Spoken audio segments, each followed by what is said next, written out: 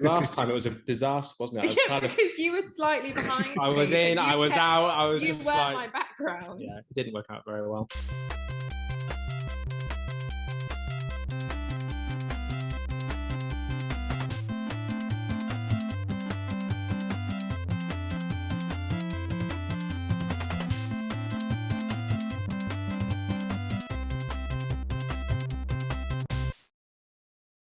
Welcome to Thinking Deeply About Primary Education, the podcast that makes time and space to think about pedagogy, teaching and learning, professional development, anything of interest to time-poor but enthusiasm-rich primary teachers. This week, I'm joined by Neil Almond. Good to be back. Shannen Doherty. Ditto. And Christopher Such. Hello again. And this week, the focus is going to be on well-being. But first, Chris, what you reading for?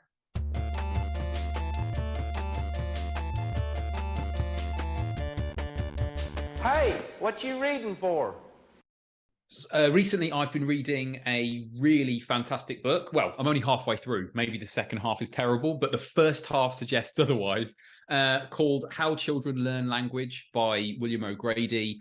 I've read a few bits and pieces and watched a few kind of YouTube series about early language development, which is an inherently fascinating subject.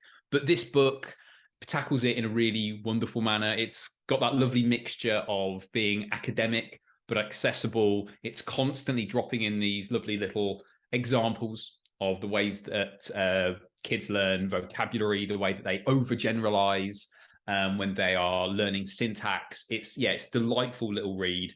As I say, accessible and entertaining.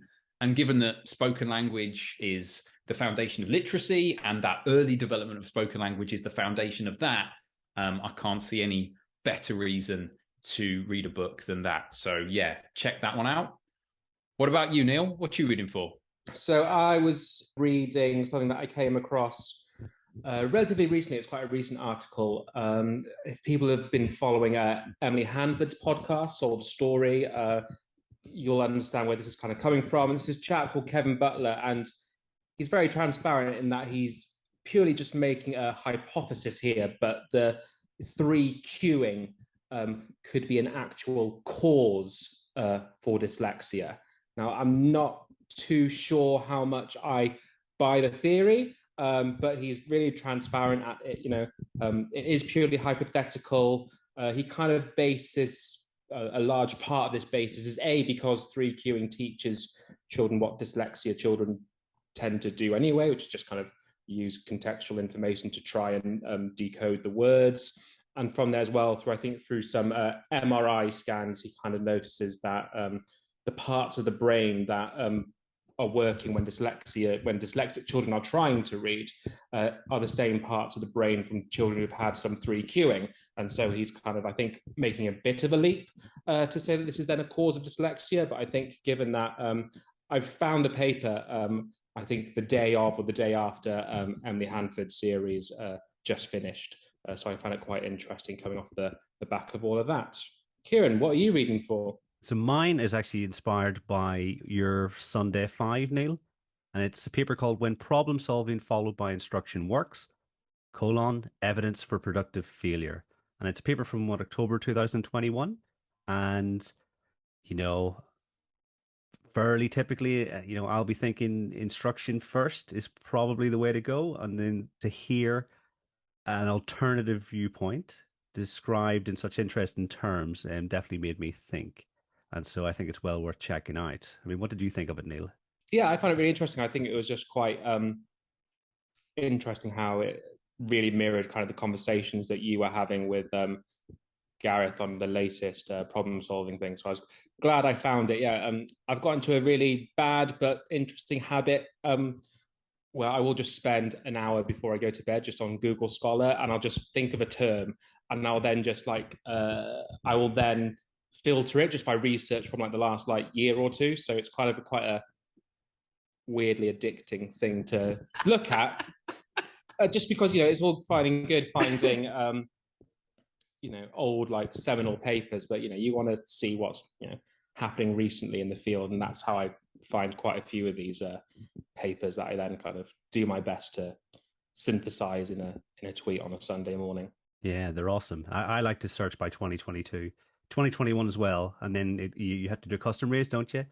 Yeah, I think I found, was it the Colin Foster one on curriculum where they talked about curriculum design, and then there was that one I used on my what you're reading for a while ago about was it growth mindset and problem solving or something along those lines, and I thought it was an interesting paper.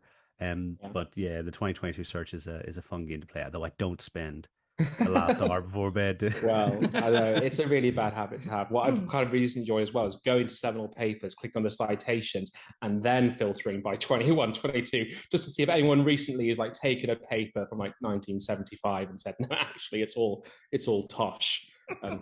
Tends not to happen though, which is actually how I found that instruction paper. Nice. That's next level searching right there. We're 101 episodes old, guys. We're old now. It's good to be back, Chris. I haven't seen you for a little while. But I'm really looking forward to talking about well-being. I think we need to establish what we mean, as always. So Shannen, what do we mean by well-being? I think well-being means being kind of comfortable, safe, happy, healthy. I think it relates to your kind of self-value, your sense of purpose.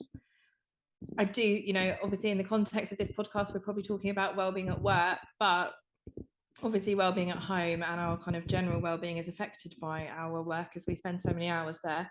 So I think it is just feeling like comfortable and safe, healthy and happy. Those are my words. And excellent words they are. Thank you. I'd chuck in a slightly more pessimistic view, which is someone said to me at school, what does well-being look like? For me, it's any situation where I'm not constantly Googling, what can I do if I leave teaching? If I'm not, when I was in the classroom, any period of time, sometimes it was years, but any period of time where I wasn't doing that, my well-being was, in terms of like my job, was pretty good. So maybe I can't define well-being particularly well, but I can kind of notice a red flag for when well-being goes wrong. I agree with the idea of a sense of purpose. I think also another red flag, that idea of Sunday dread that people talk about. Now, it's natural that all of us on a Sunday night are a bit, when we're going back into the classroom. But when that gets intense, when that gets overwhelming, that's when it starts to think, when you start to think that, your well-being is obviously being significantly affected by the job. However kind of subjective this term is, I think that's a pretty decent red flag for when things aren't quite the way they should be. Straight back in answering questions no one asked, Chris. I'm not sure that what counts as a functional definition of well-being. Not Googling how to leave teaching. I imagine the Sunday dread is a factor of many a job, and I think it would be silly of us to kind of say that only teachers experience that, because I'm sure there are as stressful and if not more stressful roles in society. I would just kind of think for well-being, the only bit I'd add to that, coming from a school culture side of that, as this kind of idea of like psychological safety, and this kind of just idea that teachers need to feel comfortable if leaders are putting them in a situation where they feel their well-being is at risk, and having that kind of openness where SLT leaders will actually sit down and listen to those concerns rather than just putting them off and just saying, oh, it's someone complaining for no reason. So I think for me, yes, you need to be aware of all these things that can kind of impact that well-being. But I think the main part for me is actually then, do you find yourself in an environment where these concerns could actually be taken quite seriously? I think actually Shannen summed it up. There are a variety of ways to positively talk about well-being in terms of free time, a sense of self, a sense of safety, a sense of self-efficacy, and a sense of purpose. And there are also red flags that perhaps we could look out for in the profession. Nice. So with that in mind, and I think things are tough across the profession and in most walks of life in general at the moment, What helps you maintain your own well-being? I don't know if I'm going to throw it to you, Neil, first this time.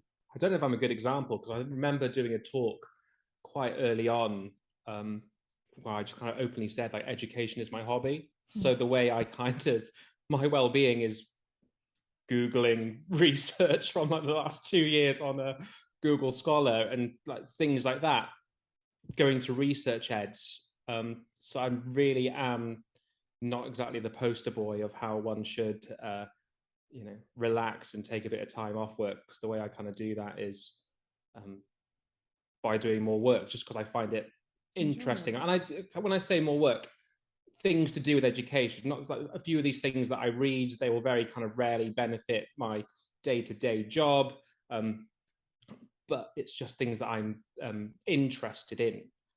I suppose one thing that I am pretty good at is emails. I can quite happily not answer an email. If someone really, really wants something, I know that they'll either call me or they'll send a second email. So I can kind of do little things like that, which means I can just kind of be in a little bit more control of what I'm doing. The way I try to organize my days and my weeks are kind of through something called like the Eisenhower matrix, where you kind of have things that are important, not important, urgent, not urgent. So I'll have a look at what's going on for the week, roughly kind of map where those things out. Things might change, but I kind of at least know that I can, delegate these things that are not important, not urgent, focus. And I can't remember the name of the person who kind of developed this theory, but I remember one of the rare good bit of CPDs that I had, they talked about how, eat that frog, and how, eating that frog is the biggest thing that you need to do. Just, sit down and tackle that, tick it off your list if that's what you want to do. But once you've kind of gotten past that point, then you can kind of feel successful. So I think that's where I'm at with that one. When we were sitting down before dinner, you said an answer that you thought was your idea of well-being, and I'm just wondering why you didn't say it in the moment. I thought it was an answer to another question. No. Sorry. I should also be very grateful that you used the phrase domestic goddess. I did use the phrase. I'm very lucky that Shannon's idea of well-being and relaxing is cooking food, which means that I will always do the washing up. I'm just going to put that out there very quickly, straight away, before anyone comes and criticizes me for traditional gender roles and all of that kind of thing. That's not what this is. But I think that's fair to say you do enjoy cooking. Oh, absolutely. And that is one way that you relax after work. Yeah, I come back from work generally, because of the nature of my job at the moment, because I work in an office or I'm visiting schools for the first 2 or 3 days of the week, and then I'm teaching for the last 2 or 3 days of the week. I know that in that first part of the week, I can get home at a reasonable time. I can have a bath. We all know I love a bath, which is why I haven't been available for many of these pod chat recordings, because I do enjoy an hour's bath most evenings. And then I know that I can cook dinner, and it gives me a lot of joy knowing that I can have dinner ready for both of us, because you do have probably a more stressful day-to-day job than me, or certainly a busier job and a longer commute on some days. So that kind of gives me a bit of well-being. But I also think just like the opportunity to offload on each other, we're very fortunate in that all of us in this Zoom right now have teachers as partners, so we all understand each other's day-to-day struggles, and that I think makes it quite easy to be able to wind down. However, I guess it means that we also don't switch off as quickly as other people would. But like you said, teaching is our hobby, education is our hobby, and that is what, at the moment, what we enjoy spending our time doing. But I also think it's just like having trusted people that you know that you can talk to, and that you can unload your day-to-day stresses. I know that I have 2 friends in particular, Amy and Emma, who will not mind getting a 20-minute voice note from me about my day. If someone has annoyed me and I just need to get it out of my system, that's a really, really valuable thing for me. So I think it's just making time for the things that are important to you and having outlets for your stresses. I mean, we've worked out quite recently that Kieran won't go above 8 minutes So on a voice note, no. That's why I don't voice we note him with we all of my wouldn't know. daily stresses. That's why, Kira doesn't get those 20 minutes. Loads of stuff there that makes sense to me. I think I like to think I'm a fairly decent case study in this, because I had the first 2 years in the profession in which I looked after my well-being so poorly that I decided to leave the profession, and then didn't, as it turns out, not fully. Did a year as an HLTA, then kind of came back again, determined to actually look after my well-being a little bit better, having seen it modeled by some really good teachers. I would say one of the big things for me that made a difference was making sure that I took at least one day a week. I mean, it's changed now that education, in a similar way to you guys, is a hobby. But before that, it was really important to me to have at least one day a week where I just did not think about education stuff. I did not think about school. I tried to kind of protect my Sundays or my Saturdays. It was one or the other, just knowing that, no, today, that doesn't invade what I'm going to be thinking about today. Sounds obvious, but getting into good sleep habits was a really big deal for me. I found that when I was particularly stressed about my job, I'd get into negative cycles in that I'd stay up later and later because I, didn't want the next day to arrive. And obviously the later you go to bed, the more difficult it is to get up the following morning, et cetera, et cetera. And so that can spiral. So just getting into good regular sleep habits made a big difference to me. Little bits of exercise, making sure that I went for a walk every now and then, was a big help to me. I think the other key thing was kind of deciding that having this little mantra that good enough was good enough. It's so easy to get into a sense of perfectionism with anything you do at school. There's always this sense that you could do a bit more. You could make this thing a little bit better. You could plan this lesson in a little more detail. Recognizing where that line of good enough is and not going too far past it was really important to me. It's funny you should mention like meal stuff. I think really taking care over what you eat and taking time, if you've got it available, if you're fortunate enough to be able to make that bit of time, taking care of what you eat made a difference to me as well. Last couple, taking days off when I was sick. Basically didn't do that except for I had swine flu in the first or second year of teaching and had to take days off. But other than that, didn't matter how I felt, I wasn't taking a day off. And that was a problem over the longer term. And as part of that, I made a little planning folder later on so that I knew if I needed a day off, I wasn't going to have the stress of, getting up that morning, trying to send in stuff. I just agreed with the head teacher that if I'm off for a day, which is rare, but if I'm off for a day, just direct the supply teacher towards this folder that I made during the summer holidays, where there's a lot of one-off stuff that will last a day. And one final one, which is possibly a bit just one that's useful for me, but maybe for others. I found that when it came to just before bed, I'd struggle to get to sleep because I'd have like these thoughts about what I needed to do the following day. Putting a little notepad beside the bed just so that I could, write it down. I'm not going to forget it. I don't need to worry about it. I know it's there. Helped with sleep patterns and sleep habits. So yeah, I'm not sure if any of that stuff is useful to anyone, but those were certainly important to being better at maintaining my own sense of well-being. I think it's really helpful. Neil, you're talking about if your hobby being education is problematic or is difficult. I think the only thing, because we're the same, we spend lots of Saturdays at conferences, different places, spend a lot of time reading. The only thing I am worried about is how long we look at the screen for a day. And so I try and print out the papers that I read at nighttime or first thing in the morning so that, my first coffee is maybe 6 o'clock. And then for half an hour, I'm not on social media. I'm actually reading something paper-based and stuff like that there. But I don't see an issue with it because, if it's something you want to do, then, it doesn't feel like it's work. I mean, this podcast doesn't feel like it's work. Despite the hours it takes. The only time it feels like work is when you can't get the intro to an interview because, they don't happen with the person and then you just want it to be over and it's not. But yeah, so I don't see an issue with that. Slightly broadening our field of influence a little bit and almost thinking laterally as teachers supporting other teachers. What do you do, or what do you try to do for others to support their well-being? I think being someone who will sit and listen, I think trying to make people laugh, reminding people of what Neil and Chris both said about good enough is good enough, what's important, what's urgent, what's really not. We have an amazing ECT at the school that I'm working part-time in, and it was a Friday evening, and she'd had a cold for most of the week, and I kind of walked past her room and I saw she was still in there, and she had a pile of English books next to her. And I said, what are you up to? And she said, I just need to get these done. And I said, do you need to?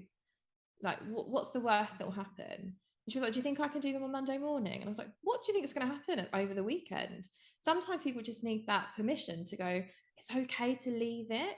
You don't have to sit until 6 o'clock every day looking through books. You don't have to have a PowerPoint ready the night before. You can, sometimes we can do these things in the morning. Sometimes you don't need a PowerPoint. Sometimes the books don't need to have been marked, and that's okay. Obviously, you need systems in place and a reasonable leadership team for those things to be, doable. But I think just being that person who reminds people is quite important to me, because I think for the first few years of my career, I was the person who was there 7 till 6 every day. Then I moved to a school that stayed open till 7, so I was there 7 till 7 every day. And then you're looking at me like that's mad, because that's not what I do now. I try and get home for a reasonable time. I try and get everything done as much as I can. I'll do a little bit of work at the weekend, but I need to be the person that says, no, you don't need to break your back, because it's not going to be perfect. And just knowing that, so I think, Gareth Metcalf said it the other day, sometimes just turning up is a big well done for you. So that's okay. If that's where you're at, that's where you're at. But I think people need reminding. And another thing that I thought was, when it was introduced at my last school, I thought it was going to be this awful, tokenistic, forced well-being kind of strategy.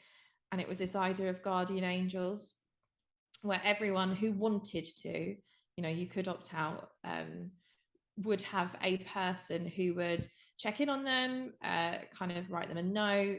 Eventually things got silly and people were buying chocolate bars and whatnot, and you ended up getting far too many extravagant, nice presents. We've got like 3 boxes of Maltesers in our cupboard still from my guardian angel from the summer term. And I was one of the people at first that was like, right, we'll do it. But I do think that like this kind of forced well-being is wrong. However, the joy it brought people was actually really special. And the messages in our WhatsApp group, I'm still in that WhatsApp group, and I see them going, oh, thank you to my guardian angel for this. This has really like brightened my day, whether it's a croissant from Tesco that they've left on their desk, or someone's printed out a meme and it's made someone laugh. And I sent a message recently and just said, well, does anyone want to be my guardian angel? Because I don't get these things anymore. It's like, no, not one person is just specifically looking out for me and trying to do things to make me smile. And while I thought it was going to be a bit cringy and forced, it ended up being a really nice thing. And I think that's the kind of thing that if I were in charge, I would try and bring in, just to keep people smiling and build that kind of team feeling.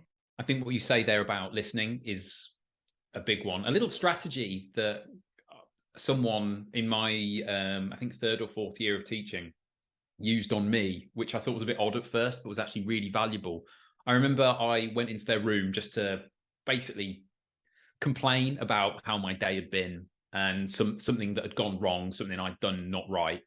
And they said to me after I'd started, well, I spoke for a while, and they said, just so you know, do you want me to just listen, or do you want some advice? And I thought, that's an odd thing to ask. I said, well, actually, give me some advice. And I realized afterwards that no, actually, this was just a circumstance where I just wanted someone to listen, and I wasn't ready for advice. And actually, I think having that as a kind of little protocol between you and another teacher can be a really nice thing, because you don't realize quite how often when people are saying something about their day, that how often they don't actually want advice on it. They know what they did wrong. They know what to do again next time. They just want someone to listen. And yet there are occasions where you do want a bit of advice. So having that as a kind of little structure behind, the friendship that you might have and that kind of professional relationship that you have in schools can be a really useful thing, I think. Something else that I noticed was that where I really gelled with like a partner teacher was where we got to the point where we could recognize like the little jobs of teaching that you assume everyone hates, but actually it's just you that hates them and other people think they're okay, and vice versa. I worked with a partner teacher who absolutely just despised marking SATs papers. So when we did like practice SATs, whatever, they just despised it. Personally, I can sit there for an hour, churn through a set of papers quite happily, bit of music on in the background, love it. But this partner teacher was also someone who didn't mind doing displays and photocopying. And it was like, oh, shall we trade these jobs? And it didn't always work out perfectly, but quite often there were these circumstances where we could trade a job, and the following year when you work with a partner teacher where you don't have that relationship built, you notice the difference, and it's only afterwards that you realize that actually that was something that was really beneficial for my kind of just day-to-day enjoyment of the job. So getting to know and not making assumptions about what parts of the job the people around you do and don't enjoy is, I think, quite a useful thing to do. So I think for me, from the kind of school leader perspective, it's just making sure that I put just really solid systems in place and that I'm kind of aware of what I'm asking staff to do. And a lot of that is protecting staff where I can. I think an interesting element is, and we're a little one elementary school, and so pretty much everyone is a subject lead at some level. And when you first become a subject lead, you very quickly really want to champion your subject as is. And so what tends to happen is the music lead has 3 ideas of things that they want to do to improve, and the DT lead has 3, and then also we can't forget about English and reading and maths that also have kind of 3 things. And when you try to, I think one of the reasons why teachers feel overwhelmed and kind of part of these stresses is certainly senior leaders being able to kind of manage that school improvement aspect in a way that, yes, you get your school improves, but you do it in a way that doesn't sacrifice people's evenings and weekends. And so I think Lloyd would be the person to talk about this, because it's the way that he kind of sees these systems and structures is kind of far superior, and anything that I say here has probably been taken from Lloyd. But the way he maps out, he has these like the waiting in the wings kind of subjects that so the leaders can kind of have a couple of terms, they prepare everything while the focus is on these, and then we'll fade some subjects out and bring some others, whilst those that have just been faded out get the chance to kind of reflect and think about what happens next, rather than just throwing the kitchen sink. Obviously sensible marking policy is a massive one, and when I say a sensible marking policy, you shouldn't have a marking policy. It should just be a nice little feedback policy, because we know writing ticks and well done Johnny, you did a good job today doesn't make a difference. And those are the kind of things that teachers spend a lot of their time doing. A good curriculum, so that teachers aren't kind of just having to try and make things up as they go along. I said something wrong. You're just stealing my answers. Oh, sorry, I didn't realise. So I think buying in a scheme is absolutely fine if it's going to support teachers, and the fact that they don't have to spend a couple of hours on a Sunday, researching the impacts of Rome and Britain. If the amount of lessons that must have been written about that so vast, it seems silly that you then ask this one teacher in this one school, usually part of an academy trust, to replicate something that's being done hundreds of other times. I also kind of think as leaders, it's giving staff a bit of space. They won't agree with all your decisions that you make, and so sometimes not going into the staff room so staff can have that time away from a leader to have that bit of a moan. That's something that I think, leaders should be prepared to do, and just appreciate that that's part and parcel of it, because say, you might have a bit more knowledge about the reasons why something is the way it is that you can't tell other members of staff, for example. But then equally, I think, if you're so inclined, invite colleagues down to the pub every once again. And I say, as a leader, be that person to buy the first round, enjoy their company, and then leave at about 8 o'clock and let them enjoy the rest of the night whilst, they undoubtedly continue to moan about decisions that you've made. But that's absolutely fine, because say it's, part of being a part leader. of what I think comes with being in these leadership roles. I mean, not only did he steal your answer, Shannen, but he is so far removed from the classroom that he couldn't possibly imagine what it's like to be a teacher supporting another teacher. As you guys are speaking, there's one thing that's coming to mind, and it's a question I've always asked myself, but I don't think I've ever said it out loud.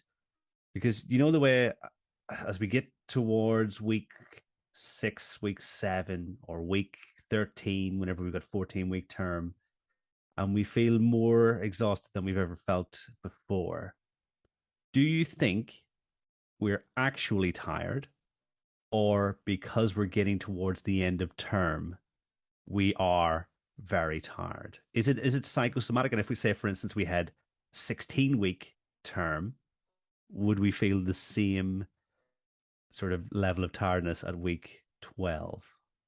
Anyone ever thought about that before? Yeah, I've definitely thought about that before. And I've seen it in practice, because I remember feeling just as tired at the end of like a 4.5-week half term than I did at the end of that 7-week half term. I think there's a sense that you do almost pace yourself. And so regardless, that last week is a drag. And not only that, I mean, maybe this is just me, but often at the end of a term, less so a half term, but at the end of a term, you're often doing bits and pieces that are no longer quite so tight into your school routines. So there might be an assembly here or there that's extra. There might be some kind of event that you need to do. And often these things where you are out of routine are more tiring than just being able to kind of stick in your day-to-day teaching routine. So I think that has an impact. But generally, I do think there is an element of the psychosomatic about it, mainly because I feel just as tired at the end of or did feel just as tired at the end of a 5-week half term as I did at the end of a kind of 7 or occasionally 7.5-week half term. Though, full disclosure, not worked in a school since December just gone. So not feeling that in the same way. But I like to think I'm still close enough to the classroom that I can empathise. Yeah, that was going to be my question, given that, say, you two have kind of moved out of schools a little bit more.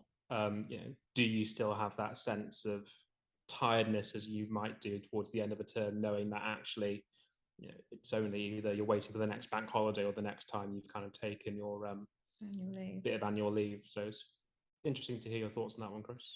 I also think I'm guessing that, Kieran, because you've got 2 young children, you are still quite tied to terms kind of ruling your life. So you probably are still winding down to the end of terms, even if you're still working. It's just like that natural time, I guess. But I do think it is probably a lot in our heads. I would go as far as to say that Kieran's probably thinking the opposite. He's winding down towards the end of like the Christmas holidays or the end of the summer holidays. And it's like, oh, thank goodness, they're back in school. I imagine it's the reverse. Every year I would think, oh, the summer holidays are almost here. The summer holidays are almost here. And then the summer holidays would come. I think, oh, I've got 2 kids. This isn't a break. I'm not on holiday. This is actually worse because I'm not being paid for this. In terms of tiredness, obviously I do love spending time with my children. I can't remember what their names are, but I'm sure they're around here somewhere. Yeah. And I mean, everything's so new and exciting that I haven't really stopped to think that I didn't have a half term. I took a day off. I took a Tuesday off during half term.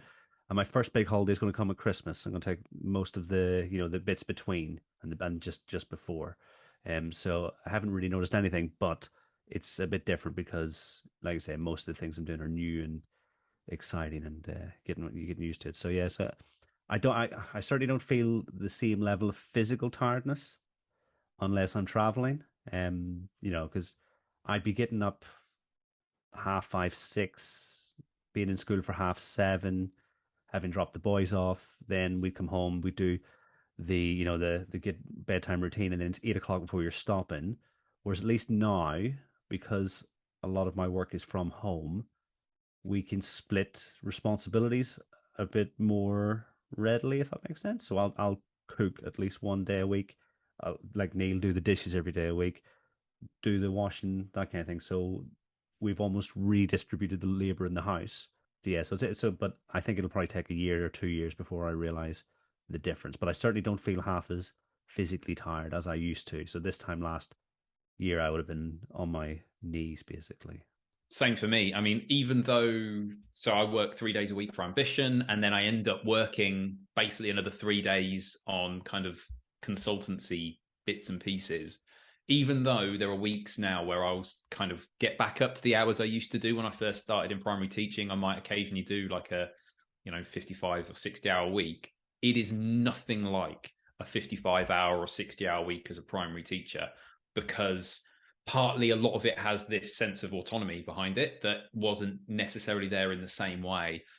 But more importantly, you haven't got that face-to-face experience in this. There's online stuff, and I do go to schools and this sort of thing, but actually working with children day in, day out, having 20 to 25 hours a week where you can't go to the toilet, 20 to 25 hours a week where if you feel sick enough that you think, oh, I might be unwell, not knowing whether you should leave the room or not, because you've got a group of children to look after.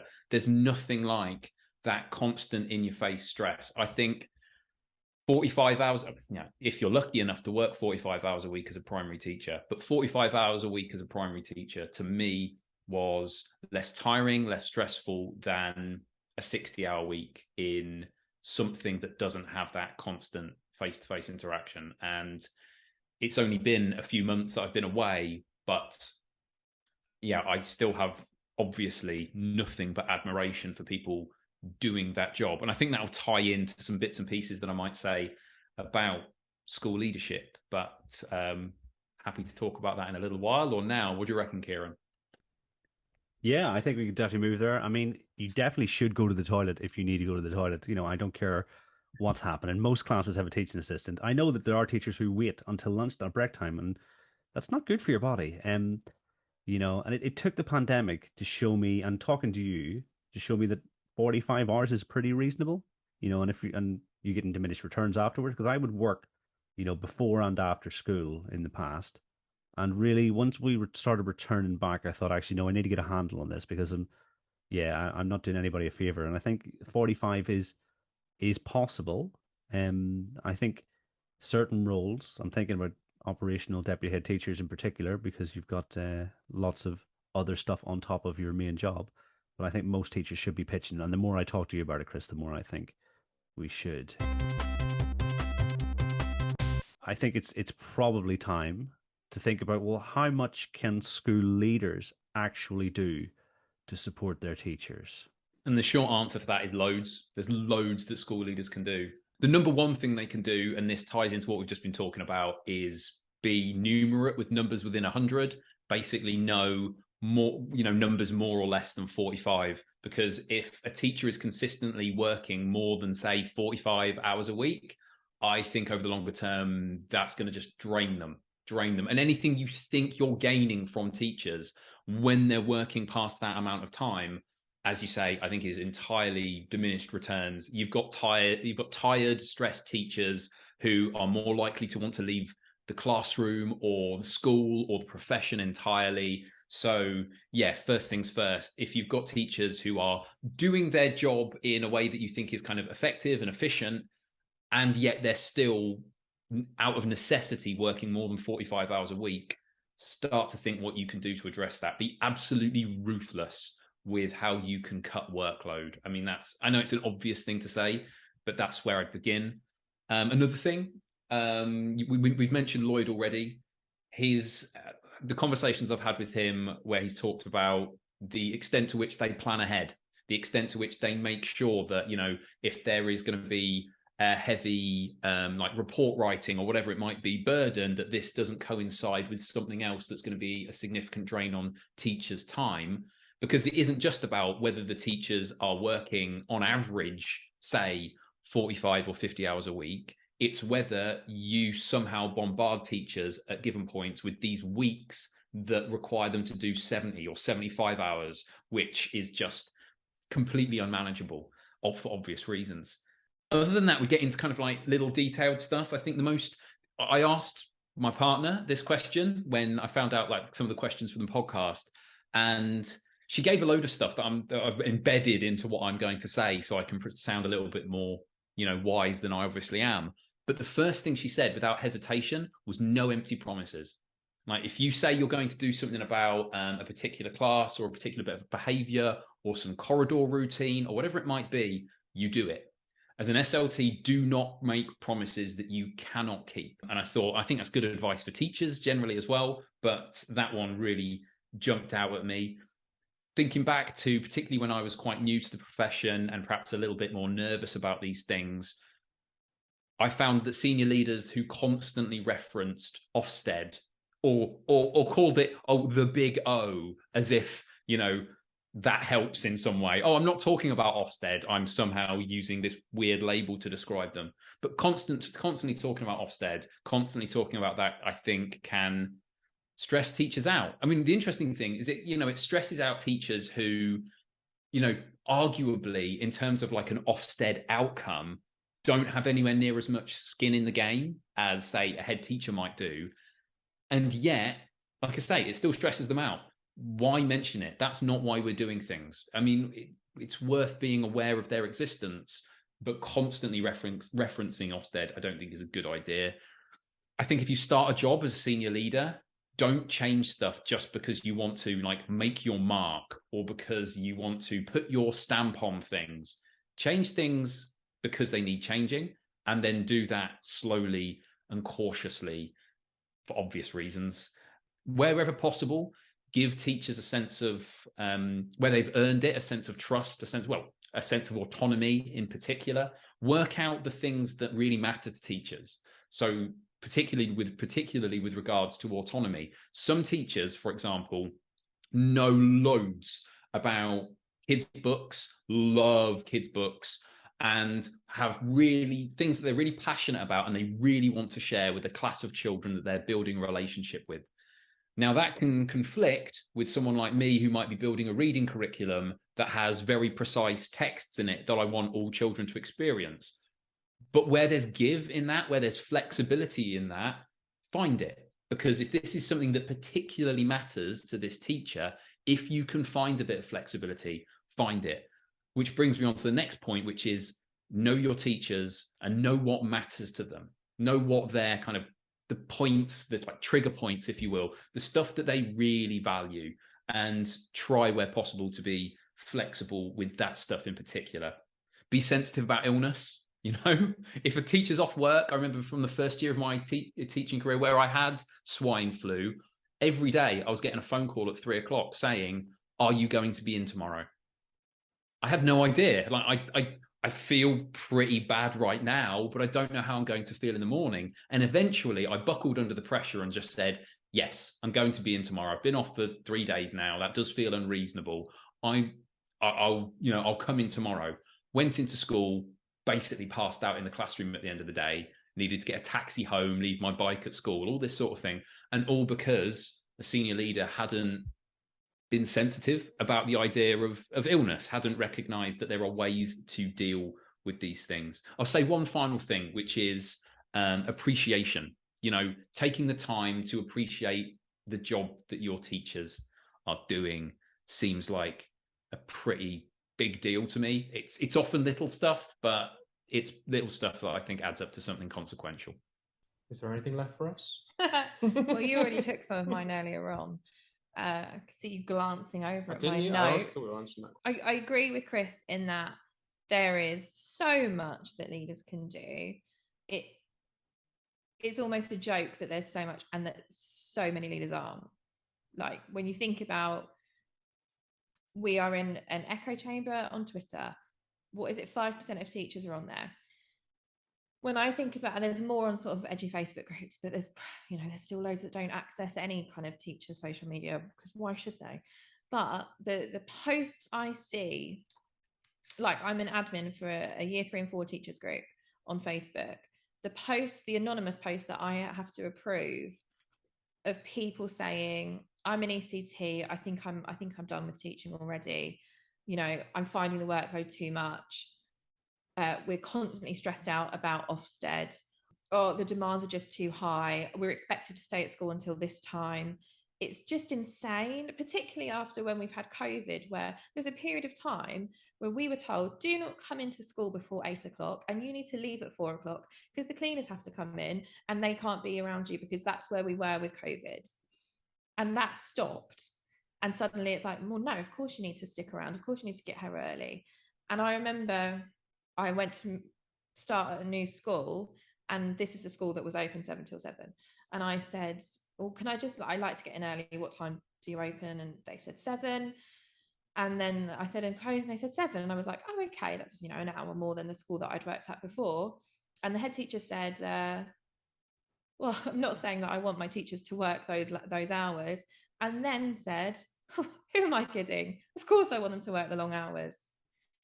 How is that helpful for someone in their 3rd year of teaching to get that message?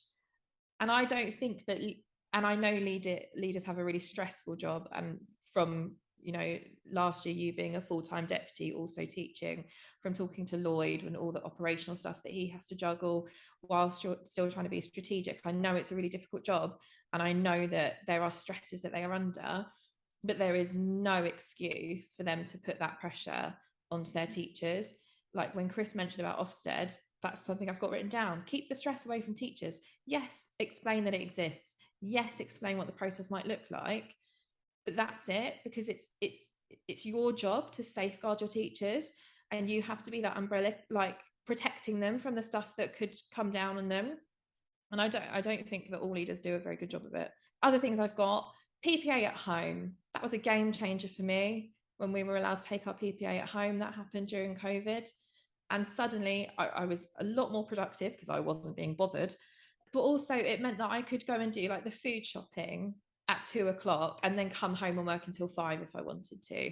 And the attitude suddenly was, I don't care what you do in your PPA, as long as your work is done and your children are happy and learning, you'll have done the work at some point. And I quite liked that. I like that bit of autonomy, that bit of freedom. I know that some schools give their teachers an entire day a week for PPA. And I know that's not feasible for every school. However, wouldn't it be nice if it was? If schools can get specialist teachers in and the class teacher doesn't have to be in the room for that hour, what a great use of time it would be for them to go and have additional planning, or go and watch a colleague, or do some reading around teaching. Again, when I was an NQT or an NQT +1, we had music teachers come in, and for the first kind of couple of weeks, we all left our classes and went off and got off with different jobs, because, we had a lot to do. And then it was very much, no, you have to be in the room. You can't leave the room. So I'm sat at the back watching somebody else teach my class to a fairly decent standard. My class are getting on with it. And all I was doing was sitting there. And if someone had come in and seen me marking or sat with a laptop, it wouldn't have been acceptable. It just, those tiny things where you think, actually, I'm an adult, I'm a professional, I can make a judgment. I agree with what Neil said about a curriculum. Don't make teachers reinvent the wheel. Planning from scratch takes an awful long time, and I don't know why it's so attractive to so many people. I think there are some teachers who like to plan from scratch, but I think once they experience the opposite, they will realise that they've been spending so much time doing something that somebody's already done to quite a high standard. I've written down, be open about directed time. We were having a conversation before we sat down to record it about like the 1265 and whether or not we'd ever had a head teacher be open about it and what those directed hours actually went towards. And I know of one head teacher who at the start of the year prints off the directed hours across the year and says, this is what we're expecting you to do, whether it's helping out with the Christmas fair until 5 o'clock on a Friday in December, or it's, these are your kind of professional development hours. or you have to get in at this point and leave at this point. Just teachers knowing what is expected of them, because I've been in the position where, you know, there's been like a PTA event on a Friday, and suddenly it's been explained to me that I'm expected to dismiss my class at 6 o'clock. And that's not okay. And whether or not that was directed time or not, I'm not sure. But the fact that there are teachers who might have had plans or might have just wanted to get home early on a Friday, and suddenly that sort of stuff being dropped on them. And I don't think that is uncommon. I think there are teachers who are working, like Chris said, 60-hour weeks every single week, and then being given additional things. And I don't think it's too much to ask for leaders to be transparent, open, realistic, and just to like protect their teachers from some of the stuff that really isn't necessary and really takes too much time. I also have put free tea and coffee and refreshments. I find it baffling that there are still schools that ask teachers to chip in every term. I don't even drink tea and coffee. I do eat the biscuits. But the fact that there are teachers who have to pay a certain amount every term, it's just wild. Like Chris said, like, we are face to face with people 5.5 hours a day. We often don't take toilet breaks. If you're someone that needs a fresh air break, you're not getting those breaks. You know, you're not doing a lot for yourself during the school day. So I think it's not too much to ask for people to have free tea and coffee. Personally, I would also want like a cold water machine, because I've only worked in 2 schools where there was one, and I'm really missing just having cold water all the time, because that's my vice during the day. And I think talk to your teachers, ask them what they want. There was I think it was last year, I made a really off the cuff comment about there not being a mirror in one of the staff toilets. And my head teacher was like, why don't you say something sooner? Like, we'll get a mirror for that toilet, because if that's going to change, that's going to make you feel a bit better, that you can just quickly check your hair or something, or just look at yourself and make sure that you haven't got like bolognese down your top, then, which is likely for me because I'm a spiller. But like, that's a tiny thing that makes a difference. And I, like Chris said, those tiny things actually all add up to something quite big. And that comes from head teachers listening and paying attention to what's important to staff. And I appreciate it's a difficult job and it's a stressful job, and there is a lot for leaders to juggle. But ultimately, the teachers should be your priority, because they're the people who are stood there educating the children. And if we're not healthy, happy, comfortable, safe, then neither will our children be. And what a sad state of affairs that is. As a leader, invest in your teachers. Yet, to me, I think a single teacher in the profession that doesn't want to get better at the job that they do. And I think as leaders, you're in a position where, unless you happen to stumble across Edu Twitter or various books, whatever it might be, as a teacher, you are that source of improvement. So knowing that right now the MPQs are free, there should be a very good reason as to why you're not thinking about what staff am I going to send to these. Have you ever heard of the head teacher saying, oh, I won't send them on that course because they'll go off and get a promotion somewhere else? Right, and I think that's an important aspect. Like, you need to, as a leader, you need to fully appreciate that your flock will leave you eventually, and that's fine. That you should want them to leave as well prepared for whatever future endeavour, whether that still being in the classroom, still being involved in education, whatever it might be, that they can do that to the best of their ability, and that you've put courses and things in place that mean that they can go and do that. I say the MPQs are free, so there's no reason why, and they're pretty good right now, far better than what they used to be. In terms of what we can do as leaders, what we can do as well as all of those things, it is like invest heavily in your staff and appreciate that it's thinking of as the system as a whole. it's never a wasted investment if, they complete that NPQ and then 6 months later, they then go off to pastures new, because you just know those kids down the road are going to get a decent deal. And hopefully, that school down the road might also be in your map. So it's not like you're losing that person. So you can, still, maintain those connections that you make through it as well.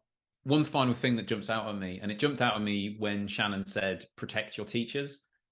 And it made me just immediately think about, well, what were the 2 or 3 like central causes of like stress as in my time when I was a classroom teacher?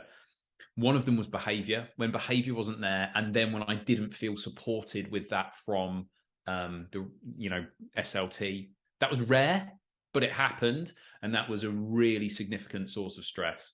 And the other was when I had a parent who was particularly challenging for a number of reasons, and the member of SLT that I'm thinking about now kind of also had like personal difficulties with this parent, and so did everything in their power to make sure that I was kind of between them and that parent.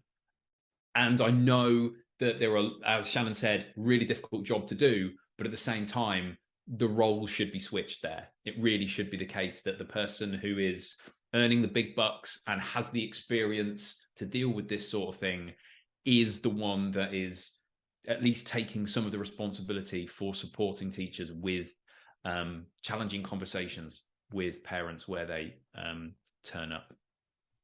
I think the point about parents is really key. The behaviour point too, obviously, but we don't get into this job to be abused by parents, but sadly it does happen. And I remember in my NQT year, I had a parent who had been given a letter by someone in the school, and they had no idea it was coming, and I didn't know the content of it, but I was the person who got the brunt of the anger. And so I was quite shaken because it was in my first term, and my head at the time, Max, who is on Twitter, wrote that parent a letter and said, you do not speak to our staff like that, you don't abuse them, you don't come into the premises without permission. If you do it again, you'll be banned from the site. And that, I suddenly was like, oh, she's really got my back. And I breathed out at the end of that day, like, oh, okay, I'm safe here. They're not actually going to let this parent like hurt me. And I know that sounds really bizarre, but as a kind of fresh teacher, that was a really scary time.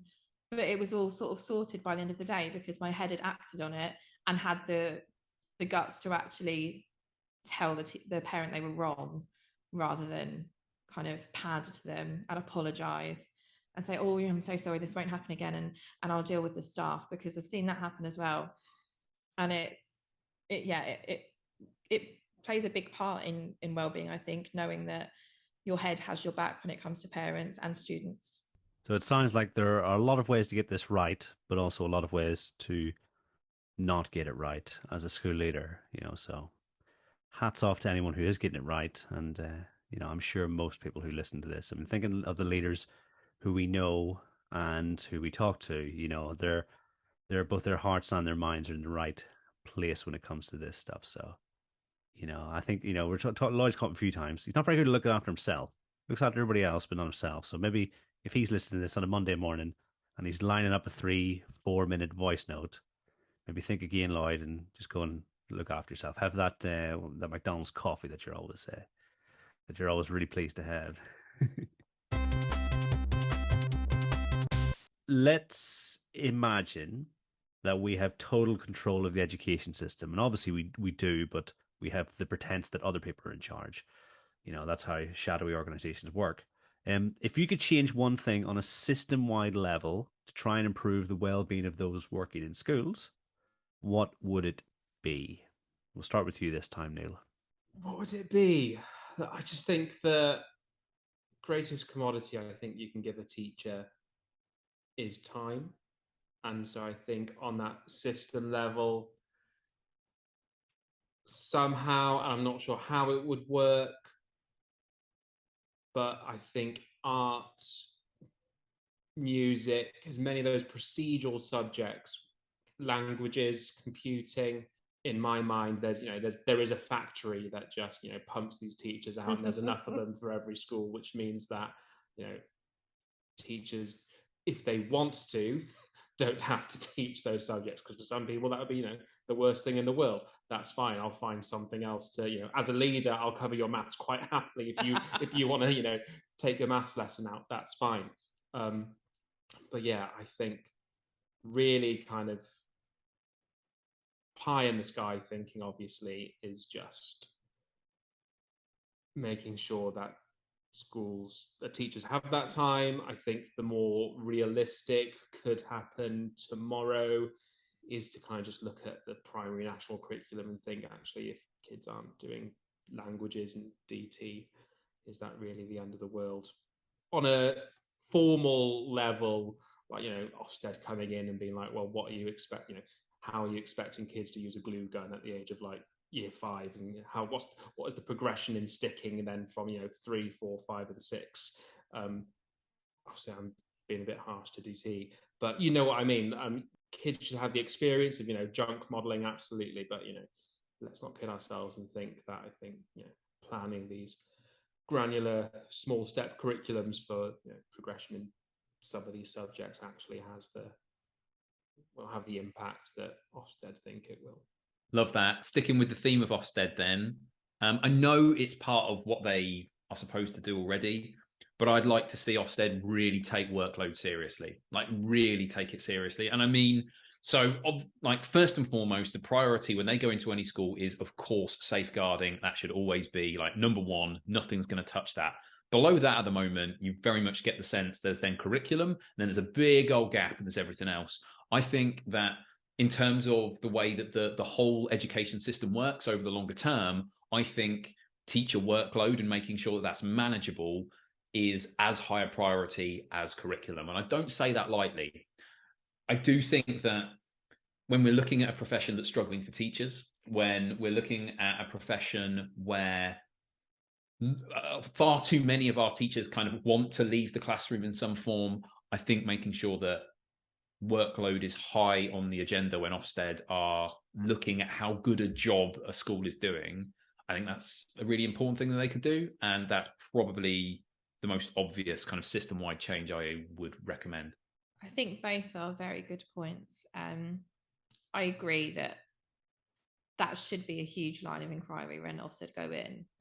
They should be asking about workload. And I think also, like, how are you investing in your staff? How are you developing them? How are you making sure that they feel valued and, they're feeling like they're being developed? However, that's not what I wrote down. I think I agree with time being a huge commodity. And I think, I'm not saying it's going to change the profession completely, but I do think that if teachers had more PPA, they would just feel a little bit more relaxed. There's still going to be stresses, there's still going to be pressures, but I look at PPA and I think most teachers probably don't get 10%. Lots of teachers I know get 2 hours in an afternoon, which isn't 10% of contact time. It's just not enough, is it? It's not enough to plan the number of lessons that we teach in a week. And I know that, the pay and conditions document will say that we're expected to do work beyond the directed time that to get the job done. But I think if we had a 20% PPA, then that would just make life a lot easier. And that's when, those subjects could be taken by specialists, your PE, your music, your computing. I like teaching MFL, so I won't say that one. But that, I think, would be like just a way of making them feel like they just had a bit more breathing space. And if it was an entire day, they wouldn't have to be in the building. They wouldn't have to get called out because one of their kids is misbehaving, or because the head wants to have a 5-minute chat. I think that is a big factor in PPA not being super productive. So I think that's what I would do, if not something to do with the curriculum. But I've said PPA now. Nice. And I think they're all manageable changes as well. They're not totally beyond the realms of possibility. I'd like to see within term holidays acceptable on a national level? I'm not talking 2 weeks in the middle of term, but, a Friday and a Monday here or there. Is that going to be the end of the world? Considering there are lots of places where the school production for Christmas takes a month and a half, that's more time wasted than, on a weekend. And you can do things with people in other sectors can do. I think that would make a big difference, knowing that we had that flexibility and we didn't need to pay over the odds for holidays. Perhaps even giving teachers some sort of discount on holidays so that it was actually cheaper for them to go in August somewhere than the rest of the year. I don't know. But see, I've just taken your very sensible answers and made things that I personally would like. I'm here for it. We can have a city break. Yeah, my last school allocated 3 days across the year. You could just take no questions. There were a few stipulations, like can't be like the last day or the first day of term, etc. You couldn't roll them over, so use them all in like the summer term. You had to take it one per term, and obviously, do the right thing then by your SLT, and don't just say, I want tomorrow off as my well-being day. Book it well in advance. Be fair. It worked. There's no reason why it couldn't happen. Say with enough preparation and planning that teachers can then take a random day in December to get their Christmas shopping done, so they don't have to rush and worry about doing that on a weekend, for example. So, I've always worked in schools that offer a Christmas shopping day. Yeah, it's a delight. I've never used it for Christmas shopping. We do our Christmas shopping in August. I mean, anybody who isn't very well prepared, really. I'm not thinking about Christmas until December hits. I was working with a colleague today who said she does it in the January sales just after the Christmas. Oh, that's nice. We get our decorations in the January sales. So like because everything's really, they don't want it anymore, do they? So get your decorations, you get really nice stuff. Good thinking. No decorations. I mean, I personally wouldn't have a tree if I was given a choice. So don't listen. Christmas trees are wonderful. I mean, it's been wonderful talking to you guys. I know that for our Ko-fi subscribers, we're going to continue the conversation. We're going to look back on 100 episodes of Thinking Deeply About Primary Education. This won't be the last time we come to Wellbeing. As usual, we've only really scratched the surface. All that's left to do is say thank you very much for joining me. Thank you very much, Neil. Thank you very much. Thank you, Shannen. Thank you. Thank you, Chris. Thanks again. And to everyone at home, until next time, thanks for listening.